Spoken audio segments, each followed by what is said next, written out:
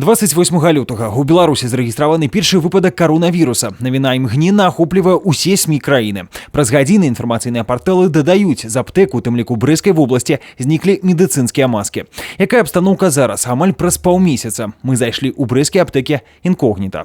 Медицинские маски обычные есть у вас? Есть, только марлевые. Марлевые, а обычные? Нет, закончились. А чего?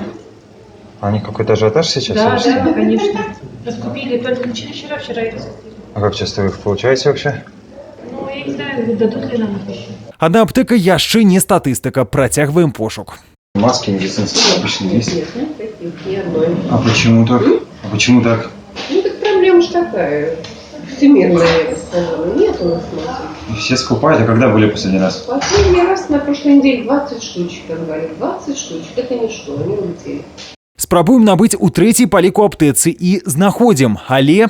Одна штука рубль 30. А что так дорого? Рубль 30. Одна, Обычные. Мы же цену не устанавливаем. Ну давайте. Сколько будет? Одну. Они у вас прям так, без упаковок, без всего. Вот 10 штук куда тут фасованные. У выніку медыцынскую маску мы набылі. Цана не самая прывабная, рубель 30 копеек. Але ж здароўе даражэй. Пры гэтым звярніце ўвагу, мы на галоўнай пешаходнай вуліцы Брэста, Савецкай. І адзіны чалавек у масцы тут я. Дык куды зніклі медыцынскія павязкі, калі самі жыхары імі амаль не карыстаюцца? Масачны рэжым уведзены толькі ў медыцынскіх установах рэгіёна. Наши медучреждения масками обеспечены в достаточном количестве. В медучреждениях на сегодняшний день более 145 тысяч масок, более 3 тысяч противочумных костюмов и более 9 тысяч специальных респираторов. Адно з магчымых тлумачэнняў амаль магічнага знікнення масак – дзейнасць так званых бізнесменаў, якія на масавай паніцы вырашылі зарабіць на продажах па завышанай цане. Звязаліся з пастаўшчыком праз інтэрнэт-аб'яву. Продаете вы через интернет? Скажите, пожалуйста, доставка по всей Беларуси осуществляется? Продажи идут только для юрлиц. А цена рубль 30, а почему так дорого? А такая цена сейчас.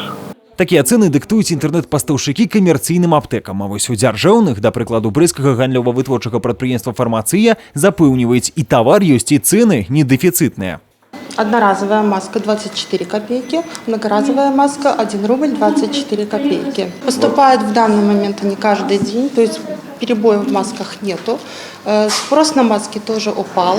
Покупают не более 2-3 масок на человека. В среднем расход за сутки составляет по области в аптеках Брестская фармация около 4000. Всего в области функционирует 280 аптек. В настоящее время продолжена работа с производителями по организации поступления масок медицинских многоразовых и одноразовых в аптечный склад, и далее они в соответствии с графиком и дополнительно поступают в аптеки области. Каб вырашыць праблему дэфіцыту медыцынскіх масак, некаторыя прадпрыемствы часова перапрафіліравалі на пашыў гэтых вырабаў. Адшываць маскі пачала і швейная фабрика «Блакит» баранавіцкага вытворчага баваўнянага аб'яднання.